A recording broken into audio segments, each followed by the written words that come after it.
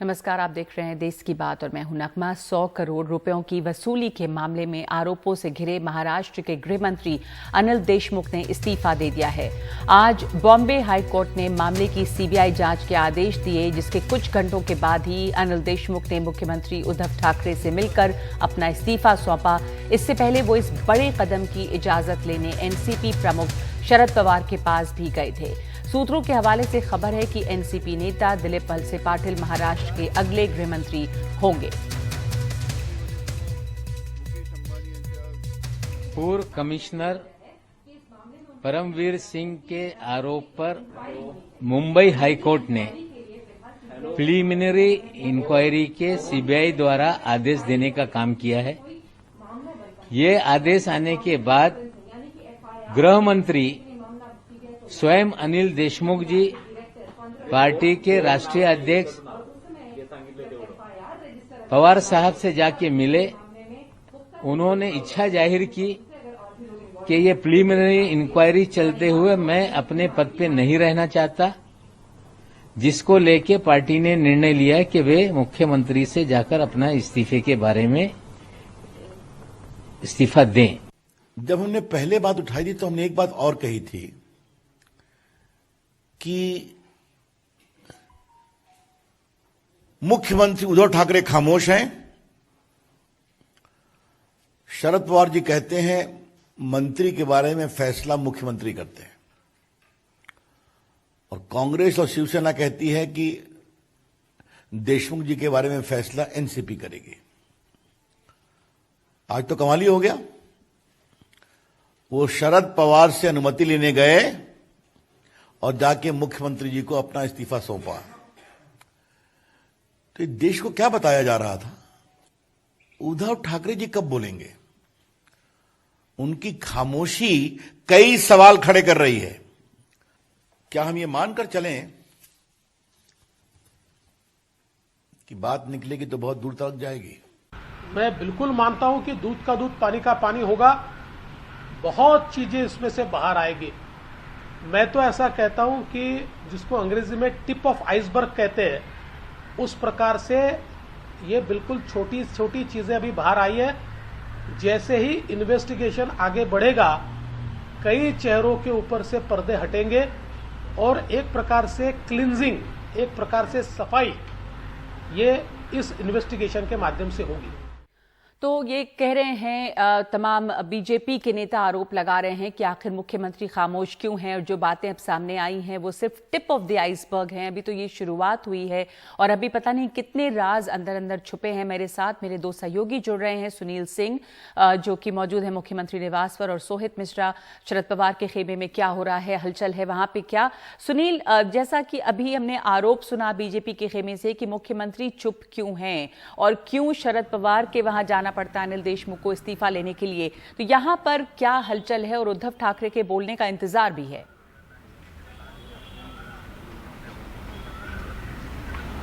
देखिए, बिल्कुल उद्धव ठाकरे के बोलने का इंतजार है, लेकिन वो बोलेंगे ऐसा लगता नहीं है, क्योंकि उन्होंने पूरे इस प्रकरण पर चुप्पी साध रखी उसी दिन से। 10 मार्च को आखिरी बार उन्होंने इस पर एक बयान जारी किया था और वो भी कह दिया था कि सचिन वजह को लादेन जैसा प्रचारित किया जा रहा है। बाद में उनका यह बयान ही उल्टे मुंह गिरा और सचिन वजह एनआईए द्वारा गिरफ्तार कर लिए गए पूरी आतंकी साजिश को प्लांट करने के आरोप में। और इस पूरे प्रकरण में अगर हम देखें तो मुख्य जो केंद्र बिंदु है वो खुद सचिन वजह है, क्योंकि परमवीर सिंह ने जो आरोप लगाया है कि सचिन वजह के जरिए अनिल देशमुख ने 100 करोड़ रुपए वसूली का टारगेट रखा था। तो जो पूरा राजदार है वो सब कुछ या सबूत हम कह सकते हैं इसमें वो सचिन वजह है, और सचिन वजह एनआईए की हिरासत में है। तो मामला जो है वो बहुत कुछ अभी एकदम से उभर कर सामने नहीं आएगा, लेकिन हाँ, अब बॉम्बे हाईकोर्ट ने आदेश दे दिया है सीबीआई की जांच का, तो स्वाभाविक तौर पर आघाड़ी सरकार पर दबाव है और इसीलिए गृह मंत्री अनिल देशमुख का इस्तीफा लेना पड़ा, जो कि इतने दिन से बचाव कर रहे थे। भले शिवसेना के खेमे से ये बात चल रही थी कि इस्तीफा ले लेना चाहिए, लेकिन शरद पवार बिल्कुल उसके लिए तैयार नहीं थे और वो बाकायदा बचा रहे थे अनिल देशमुख का। और ये चर्चा थी कि अप्रैल महीने में रिसफल होगा, तब उन्हें विभाग बदल दिया जाएगा, लेकिन इस्तीफा नहीं लिया जाएगा। लेकिन आज उन्हें इस्तीफा देना पड़ा। लेकिन एक सवाल यहाँ ये भी पूछा जा रहा है, खास करके कांग्रेस और बाकी नेताओं की तरफ से भी और अंदर खाने, कि आखिर ऐसा क्यों है कि जब परमवीर सिंह ने एक तरह से अनुशासन तोड़ते हुए अपने ही गृह मंत्री के खिलाफ मुख्यमंत्री से शिकायत तो की, लेकिन वो कोर्ट में भी गए और इस तरह से गंभीर आरोप लगाया है। तो क्यों नहीं अनुशासनात्मक कार्रवाई अब तक राज्य सरकार ने की, क्यों नहीं कर पा रही है, ऐसा हिम्मत क्यों नहीं जुटा पा रही है? तो ये जो बात है ये भी एक कुछ लोगों को खटक रही है। और जो इशारा रविशंकर प्रसाद कर रहे हैं कि बात निकलेगी तो दूर तक जाएगी, तो क्या बीच में कहीं कोई और भी फंसता नज़र आ रहा है जिसको बचाने के लिए इस तरह से समय व्यतीत किया जा रहा है?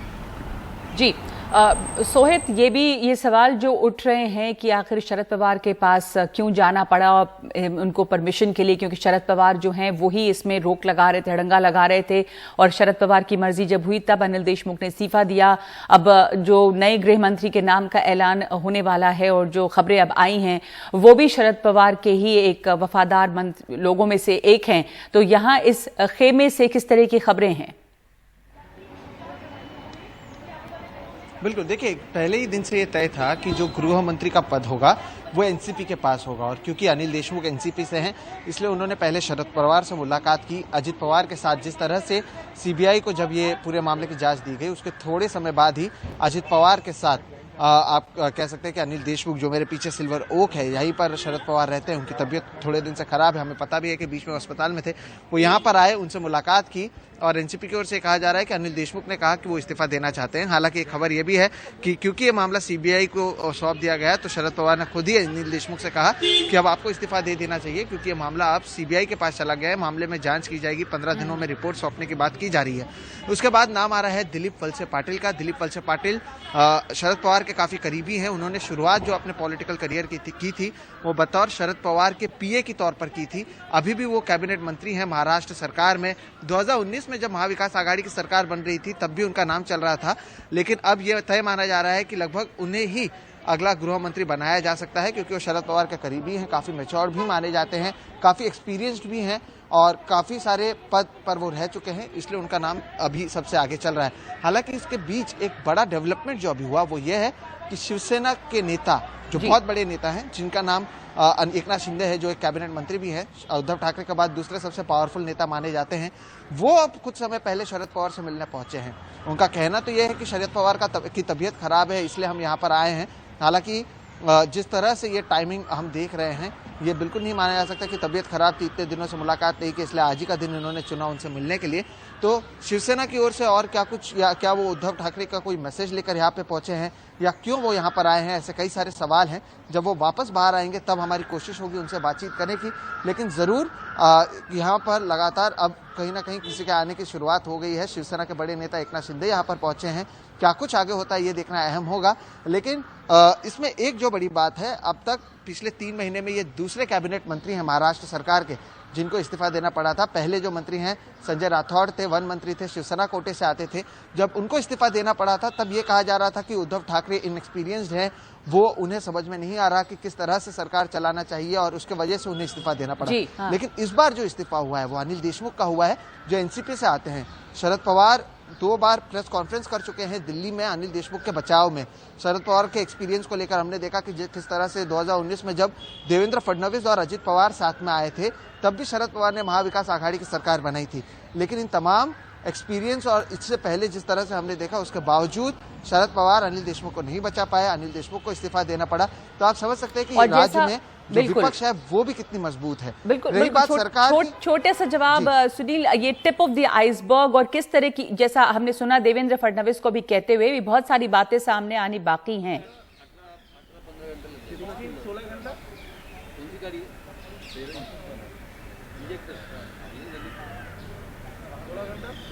सुनील, अभी ये जो बातें सामने आई हैं, कहा जा रहा है कि टिप ऑफ द आइसबर्ग है और जो बातें अभी सामने खुली हैं, अभी कई परतें बाकी हैं। टिप ऑफ द आइसबर्ग इसको कहा देवेंद्र फडणवीस ने।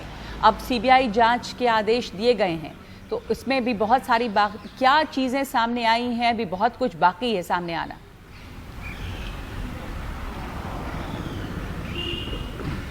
देखिए, बिल्कुल एनआईए की कस्टडी में सचिन वजह है और जब उससे शुरुआती में पूछताछ की थी तब भी उसके हवाले से खबर आई थी, सूत्रों के हवाले से, कि मैं तो एक इस पूरे मामले में टिप ऑफ आइसबर्ग हूँ और बाकी बहुत लोग शामिल हैं। तो उसकी शुरुआत अगर हम देखें तो ये जो पूरा मामला है, जो आरोप लगा है, अभी तक सिर्फ गृह मंत्री अनिल देशमुख का नाम आया है। लेकिन इसमें साथ में अगर आप देखेंगे तो जोड़ दिया गया है, जो परमवीर सिंह ने जो अपनी याचिका जोड़ी थी उसमें रश्मि शुक्ला जो कि कमिश्नर ऑफ इंटेलिजेंस थी, उन्होंने वो भी जोड़ दिया था उसके अंदर। उसमें ट्रांसफ़र पोस्टिंग की बहुत से मामले थे और वो मामला मुख्यमंत्री तक आया था और मुख्यमंत्री ने उस पर कोई एक्शन लेने के बजाय गृह मंत्री के पास भेज दिया था। तो इस पूरे मामले में कहीं ना कहीं और भी लोगों के नाम शामिल होने की बात उभर कर सामने आ रही है और यही इशारा बीजेपी की तरफ से किया जा रहा है। हालांकि इस पूरी जांच होगी तो इसमें परमवीर सिंह भी नहीं बचेंगे, परमवीर सिंह का भी जरूर कुछ भूमिका नजर आएगी, क्योंकि सचिन वजह वो उनके खास थे और सचिन वजह को उन्होंने ही संरक्षण दे रखा था। सीधे एक एपीआई होने के बावजूद सीधे परमवीर सिंह को रिपोर्टिंग किया करता था और परमवीर सिंह उस समय मुंबई पुलिस के आयुक्त थे और साथ ही जो भी हो रहा था कुछ तो उसकी जिम्मेदारी उन्हें भी लेनी पड़ेगी। और साथ में गृह मंत्री अनिल देशमुख पे जैसा उन्होंने आरोप लगाया है वो अब चेन ऑफ एविडेंस उन्हें दिखाना पड़ेगा, वो सबूत दिखाने पड़ेंगे। लेकिन क्या और भी लोग इसमें शामिल हैं? जो इशारा है ये है कि सिर्फ बात अनिल देशमुख की नहीं है, इसमें और भी बिल्कुल अनिल देशमुख का नाम सामने आया है, उनका इस्तीफा हुआ है। ये बस एक शुरुआत भर है और बहुत सारे लोग इसमें अभी शामिल हैं जिस पे परतें अभी खुलेंगी। और इस बीच खबर ये भी आई है, हमारे सहयोगी आशीष भार्गव ने जानकारी दी है कि परमवीर सिंह का मामला फिर सुप्रीम कोर्ट पहुंचेगा। महाराष्ट्र सरकार कोर्ट की तैयारी में है और हाईकोर्ट के आदेश को चुनौती देगी शायद ठाकरे सरकार। बहुत बहुत शुक्रिया आप दोनों का इस पर चर्चा करने के लिए। खबरों में आगे बढ़ते हैं और बात करते हैं बंगाल चुनाव की, जहां पे समाजवादी पार्टी की राज्यसभा सांसद जया बच्चन टॉलीगंज से टीएमसी उम्मीदवार अरुण विश्वास के समर्थन में प्रचार करने के लिए पहुंची। जया बच्चन ने टॉलीगंज में रोड शो किया है, इससे पहले पत्रकारों से भी उन्होंने बातचीत की है और कहा है कि बंगाल महिलाओं के लिए पूरी तरह से सुरक्षित है। जया बच्चन से बात की है हमारे सहयोगी मनोरंजन भारती ने।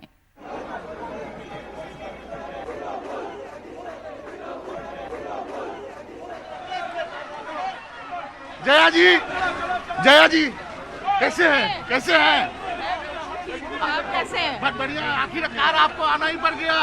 नहीं आना ही था और आया तो आप बहुत मजबूती से आई हैं। जी, बहुत मजबूती से आई हैं आप। बिल्कुल। और बहुत अच्छी तरह डिफेंड किया आपने। जो सच है उसे डिफेंड करना ही पड़ेगा। और आपको लगता है कि ममता बनर्जी अकेली लड़ाई लड़ रही हैं? बिल्कुल, उनकी पार्टी के साथ और हमारे समाजवादी पार्टी के साथ वो अकेले ही लड़ रही हैं। और आप सबका साथ उनको मिलना चाहिए। बिल्कुल मिलना चाहिए, बिल्कुल मिलना चाहिए। Thank you so nice of you. और बाबुल सुप्रियो ने कहा है कि वो जया बच्चन के खिलाफ कुछ नहीं कहेंगे, उनसे उनके पारिवारिक रिश्ते हैं।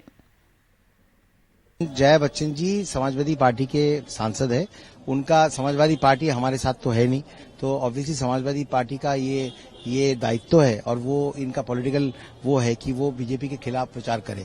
जया जी बंगाल के हैं, जबलपुर के हैं, मतलब बंगाल के बंगाली है यहाँ के, तो ऑब्वियसली समाजवादी पार्टी के स्टार कैंपेनर के तौर पे जया जी को बंगाल भेजा जाएगा इसमें, और वो आई है। मैं बंगाल में उनका स्वागत करता हूँ। लेकिन बच्चन परिवार के साथ भले अभिषेक के लिए गाने हो, पिक्चरों में ढाई अक्षर प्रेम के हो, तेरा जादू चल गया हो, कितने पिक्चरें हो। 93 में मेरा करियर की शुरुआत 22 साल की उम्र में कल्याण जी आनंद जी के साथ बच्चन साहब के वर्ल्ड टूर में शुरुआत हुई थी। जो पहला हमने जो मेरा एल्बम मैं सोचता हूँ जिसके लिए MTV अवार्ड मिला था, मेरी बेटी का एल्बम, सब जो है बच्चन साहब was kind enough to launch it for us. तो मैं घर का रिश्ता इस तरीके का बात तो करूंगा नहीं, लेकिन जया जी को बहुत अच्छे तरीके से बहुत सालों से जानता हूं। जो जिंदगी में पहली बार एक पूरी पिक्चर में गाने का मौका मिला वो भी 1998 में ABCL में 7 रंग के सपने, जूही चावला अरविंद स्वामी के ऊपर आती है तो चल बहुत सुपर हिट हुई थी, नदीम श्रवण की म्यूजिक थी। तो जया जी मुझे बहुत अच्छी तरीके से जानते हैं, लेकिन बंगाल में वो तृणमूल के खिलाफ, तृणमूल के लिए प्रचार करने आएंगे, इसमें कोई वो नहीं है। लेकिन कई बार जब स्टार कैंपेनर्स आते हैं वो उस इलाके के जो प्रत्याशी है, अब आरूप दादा हर बार एयरपोर्ट में शॉल लेके और मिठाई लेके और धोती कुर्ता पहन के मुस्कुराहट लेके एयरपोर्ट में इन लोगों को रिसीव किए है, गया जी हो, अमिताभ बच्चन हो, फिल्म फेस्टिवल के लिए, तो उनकी वही छवि उनके मन में होगी। वो यहाँ के एक बाहुबली है और जिस तरीके से लोगों के पैसे हड़पे है, जिस तरीके इलाके का कोई उन्नति नहीं किया है और पूरा बंगाल का पोस्टर बॉय है, जहां तक कटमनी हो, सिंडिकेट हो, तोलाबाजी हो, हर दुकान, हर ऑटो और हर ठेला, हर छोटे छोटे दुकान, बाजार, सब जगह में जो अरूप विश्वास की जो डिसऑनेस्टी है, जो उनकी छवि है, ये अगर इसके बारे में अगर जया जी को पता होता तो जया जी बहुत स्ट्रिक्ट प्रिंसिपल के स्ट्रेट स्पीकिंग पर्सनालिटी है, तो वो किसी भी हालत में अरूप विश्वास के लिए कैंपेन नहीं करती है, लेकिन कर रही है ये मुझे कोई इससे हर्ज नहीं है। लेकिन एक चीज आप देख लेना, तृणमूल को जिताने के लिए वो कहेंगे, बीजेपी के खिलाफ भी बोलेंगे, लेकिन बाबुल सुप्रियो के खिलाफ भी कुछ नहीं बोलेंगे, ये मैं आपको यकीन के साथ कहता हूँ।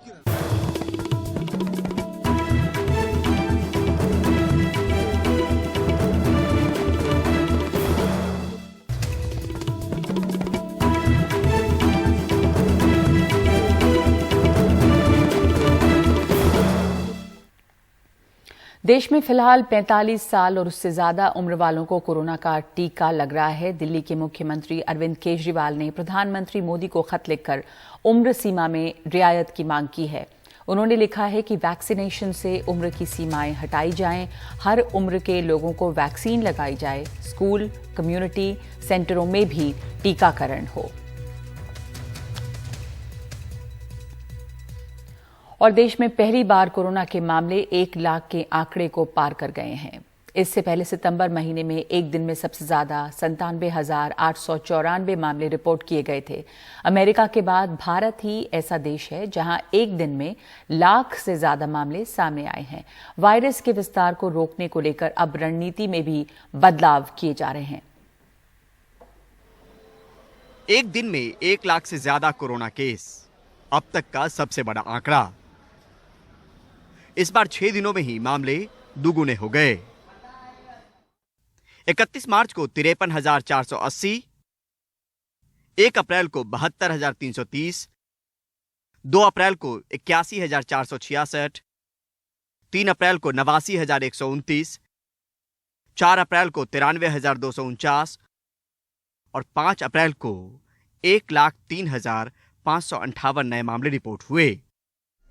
अगले 24 घंटों में स्वास्थ्य मंत्रालय की सेंट्रल टीम महाराष्ट्र और पंजाब का दौरा करेगी।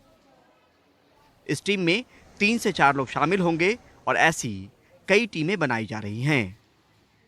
इन 2 राज्यों के हर प्रभावित जिले का ये टीम दौरा करेगी। प्रभावित जिलों में माइक्रो कंटेनमेंट की रणनीति अपनाई जाएगी। ध्यान राइजिंग ट्रेंड वाले दिल्ली, कर्नाटक, तमिलनाडु, मध्य प्रदेश, यूपी जैसे राज्यों पर भी है। दवाई और कड़ाई के बीच अब मसला ढिलाई का है। अनदेखी होती रही और आंकड़े बढ़ते चले गए। वायरस को रोकने का कोई नया फॉर्मूला नहीं, जो उपाय हैं बस उन्हीं को अमल में लाना है। नई दिल्ली से परिमल कुमार, एनडीटीवी इंडिया। 24 घंटे में 11,000 पार कोविड के मामले देख रही मुंबई में अब खून की कमी हो गई है। कोविड के डर, वैक्सीनेशन और लगातार बढ़ती गर्मी के कारण डोनेशन कैंप में सिर्फ 20 से लेकर 50 खून की बोतलें ही जुट पा रही हैं। पहले ये संख्या हजारों में होती थी। मरीज ऐसे कैंपों में आस लेकर पहुंच रहे हैं, लेकिन हर ब्लड ग्रुप की कमी है।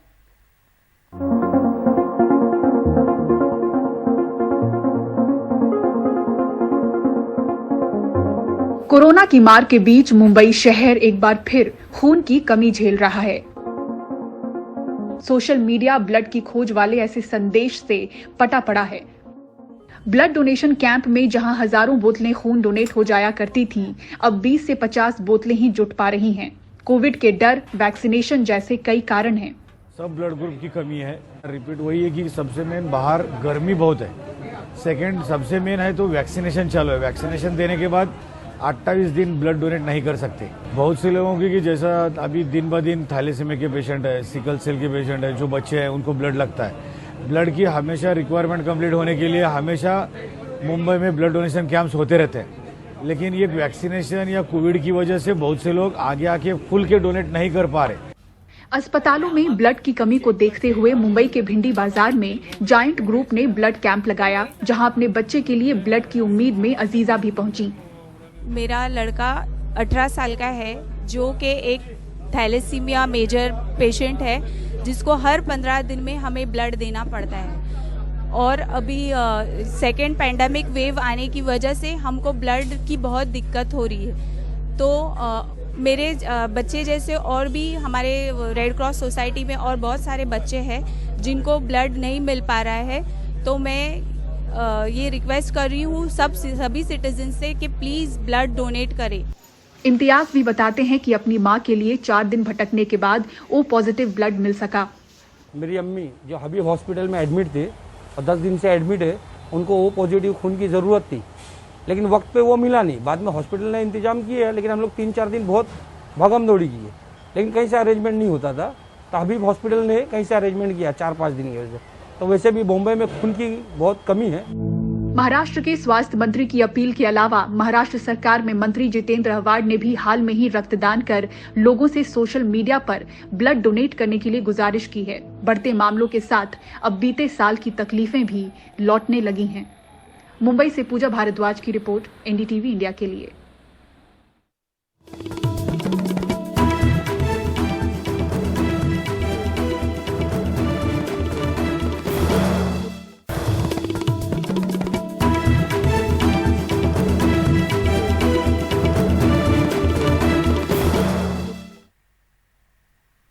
छत्तीसगढ़ के बीजापुर में नक्सली मुठभेड़ में घायल एक जवान का वीडियो वायरल हो रहा है। इस वीडियो में जवान कह रहा है, उसे कहते हुए सुना जाता है, मैं अनिल कुमार दुबे, आपका भाई, आपका बेटा, आपका भतीजा।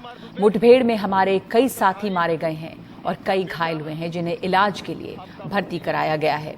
आपको बता दें कि कल नक्सलियों के साथ मुठभेड़ में 22 जवानों ने अपने प्राणों की आहुति दी, जबकि एक जवान अभी भी लापता है। इस मुठभेड़ में 10 नक्सली भी मारे गए हैं।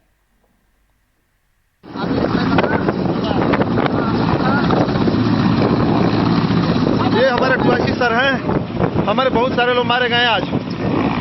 मैं अनिल कुमार दुबे, आपका भाई, आपका बेटा, आपका भतीजा, हमारे बहुत सारे दोस्त मारे गए हैं। कुछ बचे हुए हैं जो जा रहे हैं इलाज के लिए।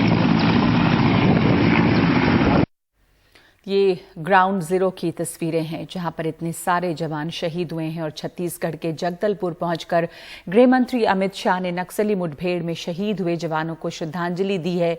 इसके बाद गृह मंत्री ने राज्य के मुख्यमंत्री भूपेश बघेल और वरिष्ठ अधिकारियों के साथ एक अहम बैठक भी की है। वो नक्सली मुठभेड़ में घायल जवानों से भी मिलने पहुंचे और कहा कि जवानों का बलिदान व्यर्थ नहीं जाएगा और इस लड़ाई को अंजाम तक ले जाया जाएगा। डीआरजी, छत्तीसगढ़ पुलिस, सीआरपीएफ और कोबरा बटालियन के जो जवान शहीद हुए हैं, उनको मैं भारत सरकार की ओर से, पूरे देश की ओर से, देश के प्रधानमंत्री श्री नरेंद्र मोदी जी की ओर से श्रद्धांजलि देता हूं। उनका ये सर्वोच्च बलिदान व्यर्थ नहीं जाएगा। ये लड़ाई को निर्णायक मोड़ पर पहुंचाने के लिए उनका बलिदान देश हमेशा याद रखेगा। विगत कुछ वर्षों में नक्सलियों के खिलाफ लड़ाई निर्णायक मोड़ पर पहुंची है और मैं देश को विश्वास दिलाना चाहता हूं कि लड़ाई रुकेगी नहीं और गति के साथ आगे बढ़ेगी और इसको हम अंजाम तक ले जाएंगे। ये लड़ाई में अंत में नक्सलवादियों के खिलाफ हमारी विजय निश्चित है।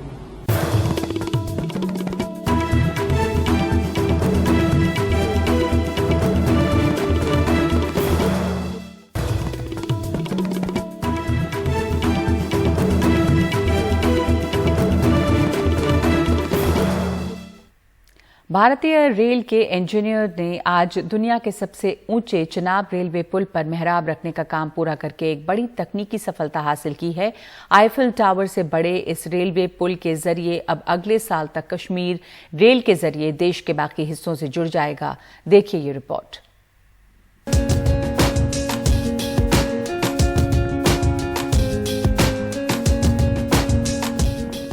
चिनाब नदी पर बन रहे रेलवे पुल का आखिरी मेहराब भी सोमवार को रख दिया गया। भारतीय इंजीनियरिंग का ये नायाब कारनामा वीडियो कॉन्फ्रेंसिंग और सोशल मीडिया के जरिए रेल मंत्री से लेकर दुनिया भर के लोगों ने देखा। चिनाब नदी पर बन रहा 467 मीटर ऊंचा ये पुल एफिल टावर से भी 35 मीटर ऊंचा है। आर्च तकनीक पर बना ये दुनिया का पहला सबसे ऊंचा पुल है।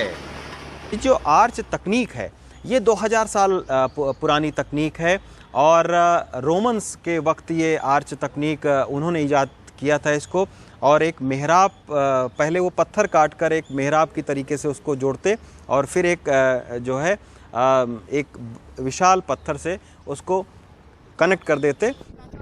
चिनाब नदी पर तकनीकी जटिलता के लिहाज से आर्च रखने को खासा महत्वपूर्ण माना जा रहा था। आर्च ब्रिज में आर्च ब्रिज की जान होती है, तो उस लिहाज से ये सबसे महत्वपूर्ण स्टेज है। आर्च कंप्लीट हो गई है। अब ये आर्च इसका अकेला लोड बेयरिंग मेंबर है और लोड बेयरिंग मेंबर कंप्लीट होने के बाद बाकी निर्माण जो है वो किया जाएगा। तो हमें आशा है कि लगभग 1 वर्ष में हम इस ब्रिज को कंप्लीट कर लेंगे पूरी तरह। श्रीनगर उधमपुर बारामूला रेलवे प्रोजेक्ट की शुरुआत 2002 में हुई थी। 272 किलोमीटर के इस रेल प्रोजेक्ट में 161 किलोमीटर का काम पूरा हो चुका है। बाकी कटरा से लेकर बनिहाल तक 111 किलोमीटर रेल मार्ग में से 87 किलोमीटर सुरंग है। अब चिनाब रेलवे ब्रिज बनने से 2022 तक कश्मीर रेल मार्ग के जरिए भारत से जुड़ जाएगा। इस पुल के निर्माण से जम्मू एवं कश्मीर भारत के विभिन्न भागों से जुड़ जाएगा तथा रेल यात्रियों को एक नया, सीधा, तीव्र गति का रेल संपर्क मिल जाएगा और जम्मू कश्मीर के नौजवानों के लिए रोजगार के अवसर एवं व्यापारियों के लिए व्यापार के अनेक अवसर उपलब्ध होंगे। इस रेलवे प्रोजेक्ट को राष्ट्रीय महत्व का माना जा रहा है क्योंकि इसे जिस इलाके से गुजरना है उसके एक तरफ चीन और दूसरी तरफ पाकिस्तान की सरहद है। नई दिल्ली से रवीश रंजन शुक्ला की रिपोर्ट, एनडीटीवी इंडिया। तो इस वक्त देश की बात में इतना ही। नमस्कार।